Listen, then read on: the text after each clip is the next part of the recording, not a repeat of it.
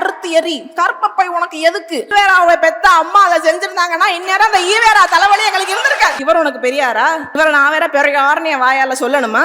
யார் இவரு? என்ன செஞ்சாரு? இந்த சனிய முடிச்ச ஈவேரா என்ன சொல்லுது தெரியுமா? தான் கட்டின பொண்டாட்டிய ஊருக்கு புதுசா வந்திருக்க வேசி தாசி அப்படின்னு இன்ட்ரோடியூஸ் பண்ணி வைக்கிறாருங்க. கட்டின பொண்டாட்டிய தெய்வம்னு சொன்னவன் எங்க? ஊருக்கு புதுசா வந்திருக்கிற தாசின்னு சொன்னவன் எங்க? அறுத்து எறி. கற்பப்பை உனக்கு எதுக்கு? உங்க அம்மா ஈவேராவை பெத்த அம்மா அதை செஞ்சிருந்தாங்கன்னா இந்நேரம் அந்த ஈவேரா தலைவலி எங்களுக்கு இருந்திருக்காது.